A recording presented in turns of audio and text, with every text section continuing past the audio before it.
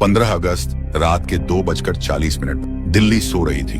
पूरा शहर dead silence में डूबा हुआ। लेकिन उसी वक्त एक ऐसा डिसीजन लिया जा रहा था जो साउथ एशिया का पूरा गेम बदलने वाला था। एक सिक्योर लाइन कनेक्ट होती है। हेलो, कंफर्म करो, टारगेट वही है। दूसरी तरफ से तुरंत जवाब आता है, सर 100% कंफर्म, कोऑर्डिनेट्स लॉक हो चुके हैं, बस आपका ऑर्डर चाहिए। फिर एक आवाज आती है, स्ट्राइक, और अगले ही सेकंड आसमान में जोरदार धमाके होने लगते हैं। जेट्स सुपरसोनिक स्पीड में बॉर्डर क्रॉस करते हैं, मिसाइल्स लॉन्च होते हैं, टारगेट्स सेकंड्स में डिस्ट्रॉय हो जाते हैं। सब कुछ इतना फास्ट होता है कि सामने वाले को समझने का मौका भी नहीं मिलता कि अभी हुआ क्या है। और फिर सुबह होते ही हर चैनल पर ब्रेकिंग न्यूज चलने लगती है। इंडिया ने पाकिस्तान के अंदर घुसकर अटैक किया। पूरा देश शॉक में था, दुनिया कंफ्यूज थी। लेकिन सबसे बड़ा सवाल अभी भी वही था, ये ऑपरेशन अचानक कैसे हुआ? किसने लिया ये इतना रिस्की डिसीजन बिना एक पल के डर के? और सबसे शॉकिंग बात, ये प्लान एक रात में नहीं बना था। ये कई सालों से चुपचाप तैयार हो रहा था। इसके पीछे था एक ऐसा आदमी जो कभी सामने नहीं आता, लेकिन हर वॉर, हर मिशन उसी के दिमाग से निकलता है। आखिर कौन है वो और उसका असली गेम क्या है? दिल्ली का वो सीक्रेट वॉर रूम और आसमान में उड़ते जेट्स, ये सब एक रात का खेल नहीं था। इस तबाही के पीछे एक ऐसा दिमाग था जिसे दुनिया आज भारत का जेम्स बॉन्ड कहती है। नाम है अजित डोभाल। कहानी शुरू होती है 1968 से। एक यंग आईपीएस अफसर केरल पुलिस में भर्ती होता है। देखने में एकदम शांत, लेकिन दिमाग किसी मास्टरमाइंड से भी तेज। उस दौर में पुलिस का मतलब सिर्फ डंडे और पावर दिखाना होता था। लेकिन इस लड़के का स्टाइल बिल्कुल अलग था। जब 1972 में केरल के थालासिरी में भयानक दंगे भड़के, तो इसने फोर्स यूज करने के बजाय अपना दिमाग लगाया। वो सादे कपड़ों में चुपचाप सड़कों पर घूमा, दंगाइयों के मेन लीडर्स को पहचाना, उनकी कमजोरियां निकाली और बिना कोई बड़ा खून खराबा किए पूरे दंगे को शांत कर दिया।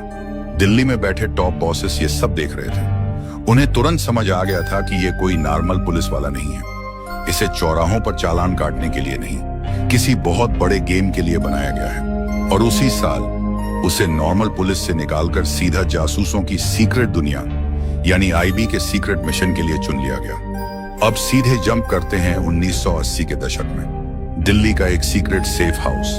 रात के 2 बज रहे थे। कमरे में सिगरेट का भारी धुआं था और टेबल पर कुछ black and white blur photos पड़ी थी।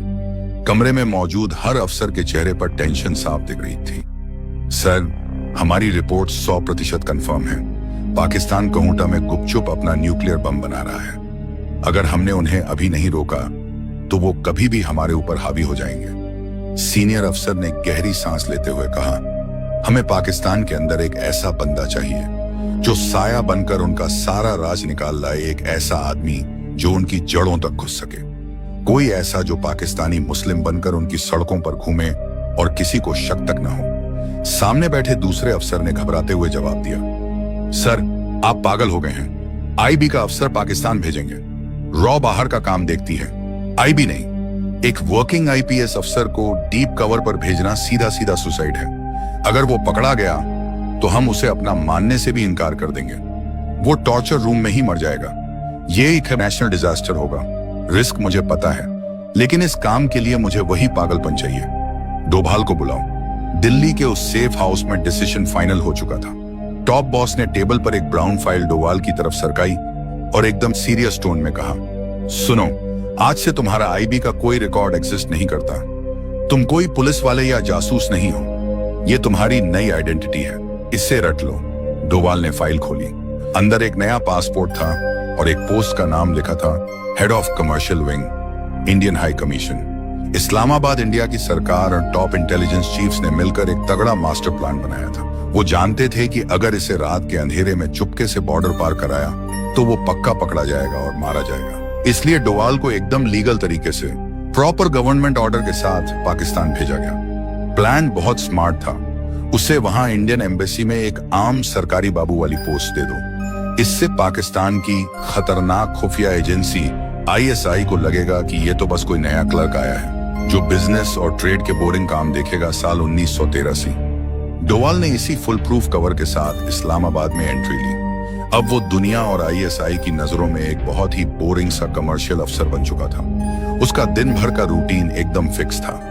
सुबह टाइम से ऑफिस जाना, दिन भर ट्रेड की मोटी मोटी फाइलें चेक करना और शाम को चुपचाप घर वापस आ जाना। पाकिस्तान की पुलिस और जासूस उसे देखते तो सोचते कि यार ये तो एकदम सीधा आदमी है, इससे हमें क्या ही खतरा होगा, लेकिन उन्हें नहीं पता था कि ये सिर्फ एक कवर था।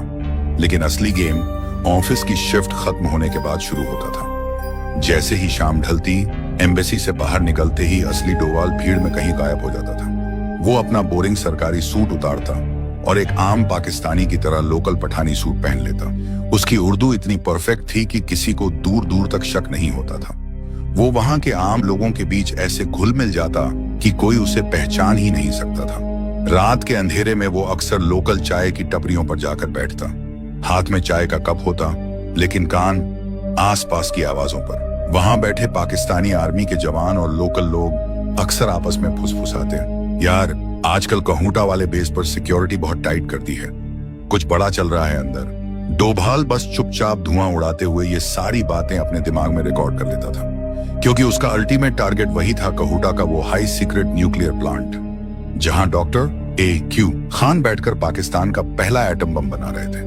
वो बेस इतना ज्यादा सिक्योर था कि वहां परिंदा भी पर नहीं मार सकता था। बड़ी बड़ी दीवारें, खतरनाक रेडिएशन शील्ड्स और हर तरफ 24 घंटे पहरा देते हथियारबंद गार्ड्स।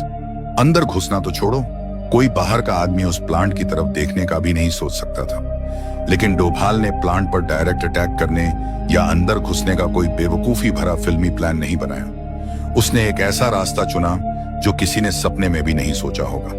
रात के अंधेरे में उसने अपने दिल्ली वाले हैंडलर को एक एनक्रिप्टेड रेडियो कॉल किया। हेलो, मुझे उनकी सबसे बड़ी वीकनेस मिल गई है, रिस्क बहुत ज्यादा है, एक भी गलती हुई तो मेरा वापस आना इम्पॉसिबल है, लेकिन मेरे पास एक श्योर शॉट प्लान है, मुझे बस थोड़ा टाइम चाहिए। अगले ही दिन कहूटा के उस हाई सिक्योरिटी बेस के बाहर एक भिखारी आकर बैठ गया। फटे हुए कपड़े, उलझे हुए बाल और चेहरे पर धूल। कोई उसे देखता तो 10 रुपए फेंक कर आगे बढ़ जाता, लेकिन किसी को नहीं पता था कि वो भिखारी इंडिया का टॉप एजेंट अजय डोभाल था। डोभाल की नजरें बेस के मेन गेट पर नहीं थीं, बल्कि गेट के ठीक सामने वाली एक छोटी सी नाई की दुकान पर थीं। डोभाल ने बहुत ध्यान से नोटिस किया था कि प्लांट के अंदर काम करने वाले न्यूक्लियर साइंटिस्ट्स अक्सर उसी दुकान पर बाल कटवाने आते थे। डोभाल ये बात बहुत अच्छे से जानता था कि जो लोग रेडिएशन के आसपास काम करते हैं, उनके बालों और नाखूनों में रेडियो एक्टिव मटेरियल के सबूत हमेशा रह जाते हैं। जैसे ही रात हुई और दुकान बंद हुई, डोभाल चुपचाप उस कचरे के ढेर के पास गया जहां नाई ने दिन भर के सारे कटे हुए बाल फेंके थे। उसने खुद से कहा, बस यही चाहिए था, और जल्दी से वो बाल एक प्लास्टिक बैग में डाल लिए। ये बाल सीक्रेट तरीके से इंडिया भेजे गए। जब दिल्ली की लैब्स में इनकी टेस्टिंग हुई तो रिजल्ट देखकर सबके होश उड़ गए। बालों में हाईली एनरिच्ड यूरेनियम और रेडिएशन के ट्रेसेस थे। दरअसल पाकिस्तान उस वक्त पूरी दुनिया से एक बहुत बड़ा झूठ बोल रहा था। वो अमेरिका और यूएन के सामने सीना तान कर कह रहे थे, हम कोई एटम बम नहीं बना रहे हैं, हमारी कहूटा वाली लैब तो सिर्फ बिजली बनाने के लिए रिसर्च कर रही है। लेकिन उन कटे हुए बालों के सैंपल ने उनका ये सारा गेम पलट दिया। ये 100% पक्का और सॉलिड सबूत था। इंडिया ने तुरंत ये सारी रिपोर्ट अमेरिका और बाकी देशों को भेज दी कि देखो ये लोग क्या कर रहे हैं। दुनिया शॉक में थी। अमेरिका और बाकी बड़ी कंट्रीज ने तुरंत पाकिस्तान पर बहुत भयानक प्रेशर डाल दिया। न्यूक्लियर पार्ट्स की सारी इंटरनेशनल सप्लाई रोक दी गई और कड़े सैंक्शंस लगा दिए गए। पाकिस्तान बुरी तरह फंस चुका था और इसी भारी इंटरनेशनल दबाव की वजह से जिस बम को पाकिस्तान 1980 के दशक में ही रेडी करने वाला था, उसे चोरी छुपे बनाने में उन्हें 15 साल और लग गए। एक जासूस के दिमाग ने बिना बॉर्डर क्रॉस किए, बिना कोई गोली चलाए, दुश्मन के सबसे बड़े प्लान पर 15 साल के लिए सीधा ब्रेक लगा दिया था। सब कुछ एकदम परफेक्ट चल रहा था।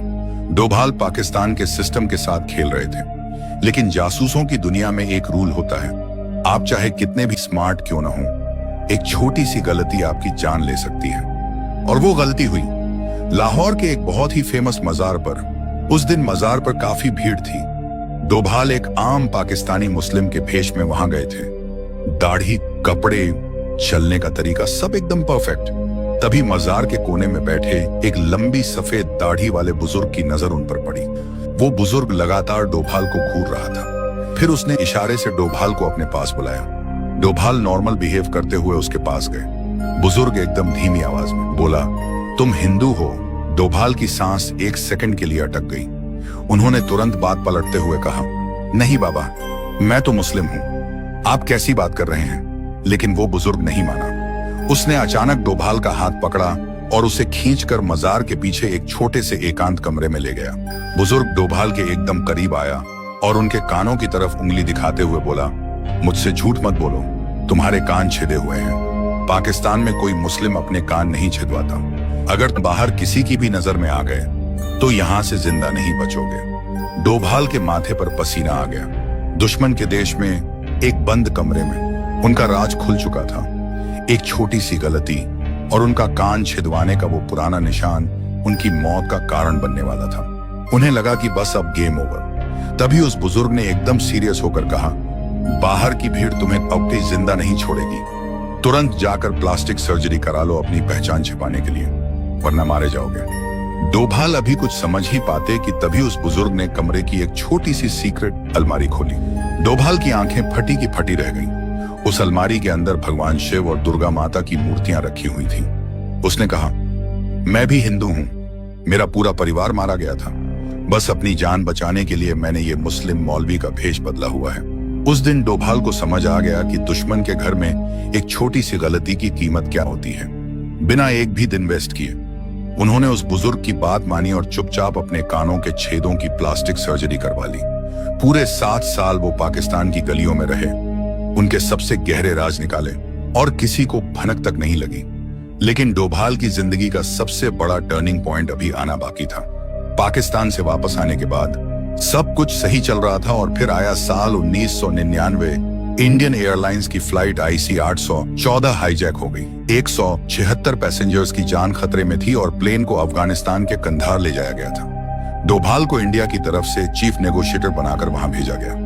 वहां का माहौल देखकर डोभाल का दिमाग हिल गया।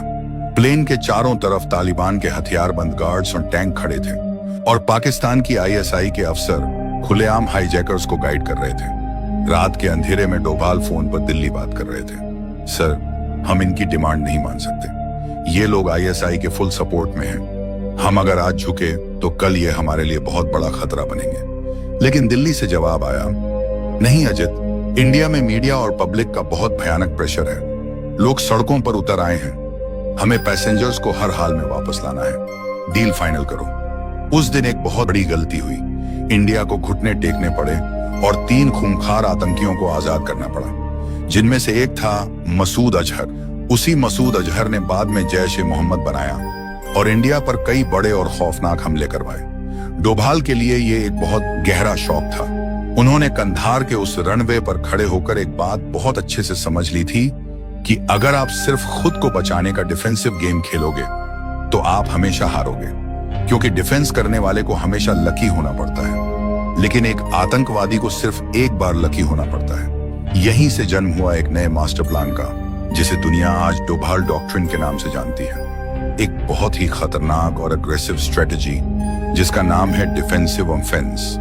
इसका सीधा सा मतलब था, अगर खतरा उनके घर से आ रहा है तो इंतजार मत करो, उनके घर में घुसकर ही खतरे को खत्म कर दो। जब सालों बाद वो इंडिया के नेशनल सिक्योरिटी एडवाइजर NSA बने तो उन्होंने इंडिया का पूरा गेम हमेशा के लिए बदल दिया। सालों पुरानी वो पॉलिसी कि हम शांति रखेंगे और पहले हमला नहीं करेंगे, उसे कूड़ेदान में फेंक दिया गया। उन्होंने दुश्मन को एकदम ओपन वार्निंग दी, तुम एक और मुंबई करो, तुम अपना बलूचिस्तान खो दोगे। इस नए रूल का पहला टेस्ट हुआ 2015 में। म्यांमार बॉर्डर पर आतंकियों ने इंडियन आर्मी के काफिले पर छुपकर हमला किया और वापस जंगलों में भाग गए। पहले का टाइम होता तो शायद सिर्फ मीटिंग्स होती या लेटर भेजे जाते, लेकिन इस बार दिल्ली में एक फोन बजा, सर वो लोग बॉर्डर क्रॉस करके म्यांमार के कैंप में जाकर छुप गए हैं, हम क्या करें? दूसरी तरफ से बिना एक सेकंड की देरी के जवाब आया, तो तुम लोग यहाँ क्या कर रहे हो? क्रॉस द बॉर्डर और उन्हें वहीं खत्म कर दो।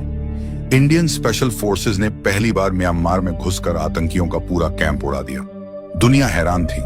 ये एक बहुत लाउड मैसेज था कि अब कोई भी बॉर्डर इंडिया को रोक नहीं सकता। और फिर आया 2016 का उरी अटैक। इसके बाद तो डोभाल ने सीधा पाकिस्तान का नक्शा ही पलट दिया। रातों रात सर्जिकल स्ट्राइक की प्लानिंग हुई। इंडियन कमांडोज ने बिना किसी शोर के लाइन ऑफ कंट्रोल पार की, पाकिस्तान के इलाके में घुसे और उनके कई टेरर कैंप्स रातों रात तबाह करके वापस आ गए। लेकिन इस जासूस का सबसे खतरनाक मास्टर स्ट्रोक अब भी आना बाकी था। वो रात जिसने पाकिस्तान की नींद हमेशा के लिए उड़ा दी। फरवरी 2019 पुलवामा अटैक के बाद दिल्ली का वो सीक्रेट वॉर रूम, रात के 3 बज रहे थे। डोभाल, एयर चीफ और टॉप लीडर्स एक बड़ी सी स्क्रीन के सामने बैठे थे। सर, हमारे मिराज जेट्स बॉर्डर क्रॉस कर चुके हैं। पाकिस्तानी रडार में अभी तक कोई हलचल नहीं है। डोभाल ने स्क्रीन से नजरें बिना हटाए कहा, परफेक्ट, टारगेट लॉक करो, एंड हिट। और फिर वही हुआ जो आपने कहानी की शुरुआत में सुना था। बालाकोट में पाकिस्तान के अंदर घुसकर जैश के सबसे बड़े ट्रेनिंग कैंप पर सीधे बम गिरे।